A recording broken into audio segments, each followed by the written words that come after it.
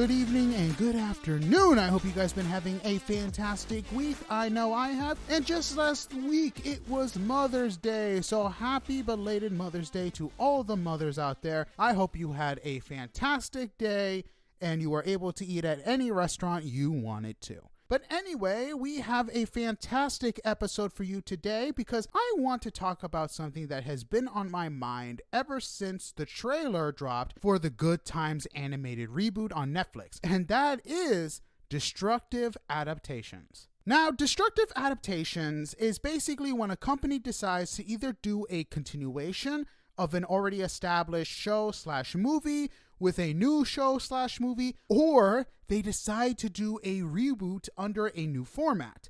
A lot of times these destructive adaptations come in the form of animation because it's usually the easiest and most of the time cheapest way to do it. Not to mention, if you look up the amount of money that voice actors are paid compared to actors, there is a huge stark difference, which is why you have a lot of voice actors take on multiple jobs a year because it doesn't pay as much as like doing a movie while you're acting out yourself. Now, it's a bit different when you come to like movies like Pixar and Disney movies because, they're Pixar and Disney. But when it comes to like TV shows and stuff like that, there is a very stark difference. Look at Friends. Friends, for I think the last season, each actor was paid over $1 million per episode. Voice actors are never going to see that type of green for doing one episode of a show, even if it's going further. For example, Futurama, one of the actors, I forgot his name, he plays Bender. He basically wanted to be paid more because, the show's going on its 11th season. But I think they negotiated some type of pay raise, but wasn't like as high as, again, Friends, even though technically Futurama has been around for longer. But anyway, like I said before, animation is usually the cheapest way to do it because, again, voice actors, you don't have to pay them as much as you would regular actors. And when it comes to these destructive adaptations, instead of representing what the original media stood for, it makes drastic changes in which it makes it the most unrecognizable thing you have ever seen, all because they want to make some stark differences.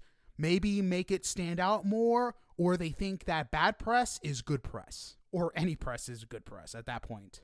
And as stated before, the Good Times reboot on Netflix is an excellent example of this.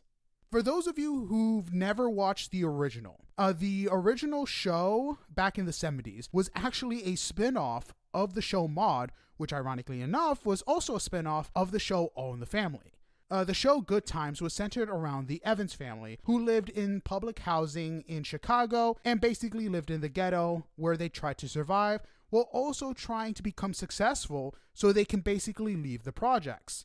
It was America's first African-American two-parent family sitcom. I know a lot of people are going to be talking about, hey, what about the Jeffersons? But you got to remember, in the Jeffersons, Lionel was already grown up. He was just staying with them and he was engaged. So not really a two-parent family sitcom, just more of a regular sitcom. But anyway, back to Good Times. The show was extremely successful and popular. And again, centered around the troubles of what a lot of lower class families dealt with back in the 70s. The show taught people values, life's lessons that many during the time took to heart. And it was just a way to escape seeing just the more humorous side of the struggles that people faced during the 70s. And in the series finale of Good Times, the Evans family succeed in leaving the projects, which is why it's so disturbing and hurtful to those who grew up watching the original series to see the reboot basically take the new generation of Evans and put them not only back in the projects, but make this reboot nothing like the original one. The only thing you can recognize about this show is the name, Good Times. That is basically the only connection from the original one to this one. Or let me say a connection that people can recognize. In this reboot, you have a drug-dealing baby who's into guns and a bunch of stuff. You also have explosions, and I kid you not, in the first episode, you have a man having a conversation with a cockroach. There's also a lot more sexual stuff in the show when that wasn't the case back in the 70s. And the show seems more like a spoof than an actual reboot. And what makes it even more interesting is that a lot of people instantly attacked the producers of the show, especially Seth MacFarlane, which is extremely weird since Seth MacFarlane and some of the other producers, especially Curry, again, were only producers, which meant that they helped fund the project. Nothing really more. The one person who was in charge of the story, hiring the writers, and figuring out where they wanted the show to go was basically left unblamed. And that person is Rhonda Shepherd. She was the showrunner for this reboot after the original showrunner left. And that original showrunner was basically the showrunner for The Boondocks. And as stated earlier, the one who should be taking more of the blame than Seth MacFarlane. They basically made Seth MacFarlane the token white guy because everybody instantly went for him, especially when you had the drug dealing baby, because they made comparisons to Stewie from Family Guy. But ironically enough, this reboot isn't the only one that took a beloved series and did a terrible reboot. Because before the controversy of the Good Times reboot, you got to remember one that was a year earlier, and that was Velma. And I know I said that the trailer for the Good Times reboot kind of inspired me to make this episode, but Velma was basically the foundation, because good Lord is that show cursed. So for those of you who don't know, and God bless your souls, and I'm sorry that I'm going to be telling you about this show, but Velma was the latest adaptation of the Scooby-Doo franchise centered around the character, of course, Velma. Now you're probably wondering what's so bad about that.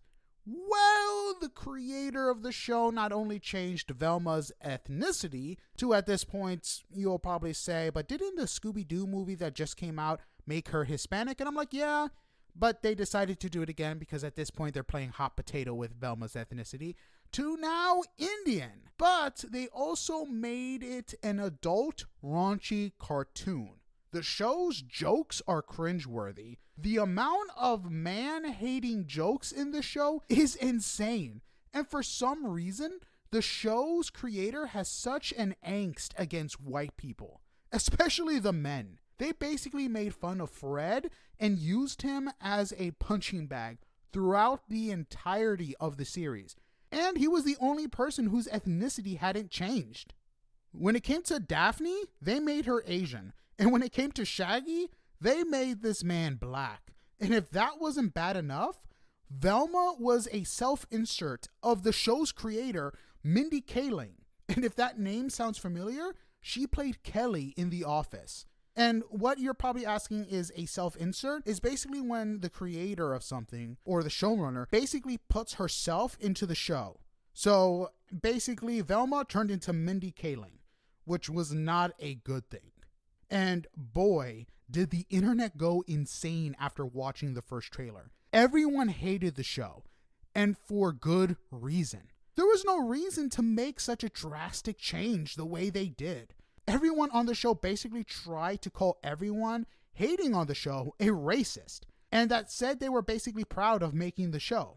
But that tune rapidly changed once the show aired, because it basically got destroyed by both the audience and I guess the target audience they were trying to hit and the critics. It did so badly that when Warner Brothers had to do season 2, and because when I say they had to, they basically already had a contract for making the show for 2 reasons, for some godforsaken reason.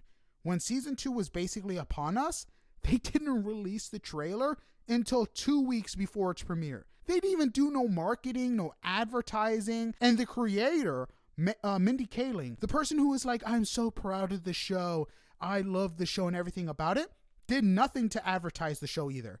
So we all know that she got basically a lot of backlash from the critics, the audience, to the point where she doesn't even want to be affiliated with the show, which she can't really step back considering the advertisement she did and the fact that she was the creator and showrunner for this show. And the other actors on the show basically didn't advertise it either. They legit thought that people would have already defended the show because of diversity, That was basically their trump card, playing the diversity and hoping that people will be like, oh, you're just hating on it because you're racist and all that stuff. And it backfired drastically, which I was happy about. And it's kind of funny because now that I think about it, I know I gave you guys a definition of destructive adaptation about them making drastic changes, but now that I think about it, even if they don't make drastic changes, a lot of times an adaptation would be bad because of lazy story writing and just having no idea where to go. An example that comes to mind is basically Friday the TV show, which was produced by Ice Cube and aired somewhere in 2007. I don't remember when. It basically lasted one season and only 8 episodes. And from the clips that I've seen, because I've never seen the show, and it's super hard to find wherever it is. I don't even know if anyone's streaming it because when I Googled it, I could basically find nothing. But from the clips, it was terrible. I don't even know what they were thinking. It was just lazy and basically just a stereotype of a show. Now, moving on from TV shows, when it comes to movies, there is a lot of destructive adaptations coming from adapting books or anime into movies. A lot of times they change the story entirely or make odd changes that make the story worse while still following the same story, maybe like roughly and rarely even better. A good example of this is Dragon Ball Evolution. By God, did they change that story completely and made so many bizarre changes. First, they basically changed the original story of Dragon Ball because they made Goku into a teenager instead of a kid, made him a high schooler, which was odd because in the show, he was in the middle of nowhere in the forest. He had no connection to the outside world until he ran into Bulma, who was basically looking for the Dragon Balls. And the crazy part is they made Piccolo into the villain, even though he doesn't appear until later in the series. The first villain that Goku faces is the Red Ribbon Army. So for them to jump straight into Piccolo, that was just weird. And the tip of the iceberg of all this is that they did such a bad job that Toriyama, may he rest in peace, came back and continued Dragon Ball with Super because he did not want Evolution to be what people remembered Dragon Ball by. That's how bad that Fox messed up when it came to this. Like, how do you mess up such a beloved story? And another one dealing with anime, and trust me when I say there's a lot, is Death Note. They made a lot of drastic changes when it came to the character of Light, L, and so many of the other characters as well. They even changed the setting of the whole plot because it takes place in America instead of Japan when it came to the movie, which was very drastic. And I think it was bad that they did that because if you look at Light in the anime, a lot of it revolves of him being basically an A+ student. And when it comes to the culture in Japan, that's looked on a lot more higher than it is in America. I mean, throughout the show, he's able to do special stuff and is given special privileges because he's such a high-end student. Again, because of the big cultural difference in America, the way they adapted it was just bad. He was basically an outsider who got good grades. And in the anime, he was one of the most popular kids because he got good grades. The only good thing that they didn't really change was Ryuk, the character's behavior and casting him as basically William Dafoe and making him into Ryuk was probably the best thing that they did. Honestly, the only good thing about that movie, I remember when so many people were complaining about everyone else's casting and everything else. When it came to William Dafoe, people were defending this man because in all honesty, he did a fantastic job as Ryuk, especially doing the voice. Honestly, if they could redo everything about Death Note and make the setting Japan again and follow more with the anime, the only thing I would say to keep from this Netflix adaptation is William Dafoe. Keep him because he's the best person to play Ryuk. If we can just get him to like speak Japanese, even better. But we could probably spend so much time when it comes to anime. And honestly, I kind of did that with my other episode. So we're going to move on from anime to the other topic I mentioned before, because when it comes to books, because there are so many bad adaptations, because the people making them into movies made so many drastic changes, it's not even funny. One of the most recent movies that come to mind is Artemis Fowl. This Destructive Adaptation turned one of the best books I have ever read, especially when it came to the first one, which I think is the best one out of the series, into a joke of the movie. You know why? Is because they decided to combine both books 1 and 2 and made Artemis Fowl into the hero. And they also made it seem like his family were agents for good when it came to the world of the fairies, which wasn't even the case in the books. In the first book, the entirety of the plot was him being the villain. That was basically the plot. We were following the villain. He doesn't turn into a hero until book 2, which makes me even more confused on why they didn't just stick to book 1. There's a lot of stuff happening in book 1 where you can just focus on that instead of combining 2 books. And one thing that's insane is bringing the villain of book 2 into the movie. Because the villain in book 2, which I forget her name, basically becomes a recurring villain throughout the entirety of the series, which is understandable, but you don't have to bring them in for the first movie. If you're planning on doing a movie for every book, you got like 7, 8 movies. Leave the villain for the second book. That's all you had to do. Like for the movie, when it came to the writing, it was so lazy. And so was the plot. Like it was insane how badly they butchered this entire movie. I remember people were crying, not crying, but basically whining, and for good reason. Again, this was a beloved book and Disney just tanked it. I don't even know why. Like, you had such a good franchise. And when it came to a book I loved that turned into a movie, it was even worse. And that is The Seventh Son. The Seventh Son was basically an adaptation of The Spook's Apprentice, which is a fantastic book series. If you like creepy books, this is the book for you. They did a sequel series, which I wasn't a fan of, but honestly, the first series is really good. And when it came to adapting that to a movie, they did a terrible job. They changed so many major plot points, made the main character basically into an adult, and made it more action than horror thriller. It was just a catastrophe.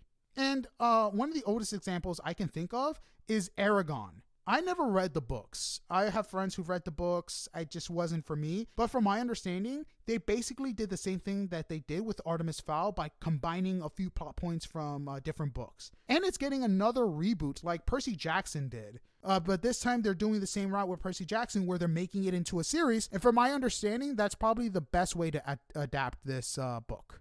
And it just blows my mind, though, that these people have such like a beloved book series that they have control over and haven't learned anything, especially when you have a great example like Lord of the Rings. They adapted each book into a movie, and that won so many Oscars and made so much money for Warner Brothers. But for some reason, all these studios are allergic to the idea of making or adapting the book to the movie and just going verbatim and making a few changes that would make sense. It kind of reminds me of when Lord of the Rings was first getting adapted, because the Weinstein Company basically wanted to make all 3 books into one movie, which would have been terrible. And I'm glad that Peter Jackson basically helped argue that it should be 3 movies, which I'm glad that he did because we have such a fantastic movie series that I even have the extended versions of, because that is the true way to watch the Lord of the Rings series. Are you going to be there all day? Yep. But are you going to have a better understanding and a great time? Yes. And some of you are probably wondering why I'm not mentioning video games. And that's because I actually already talked about video game adaptations into movies before. And I would definitely recommend checking out that episode. Definitely would recommend it. But regardless, it just shows that being lazy and making drastic changes can be a bad thing. One of the biggest movie adaptations that was super bad for me was Percy Jackson. They skipped a lot of events from the first book and even aged up the characters, which was weird for me. I'm just glad we got the new TV show because it is fantastic and I can't wait to see how they adapt the other books for season 2. The only movie that I can think of that made drastic changes to the story but was a fantastic movie was Forrest Gump.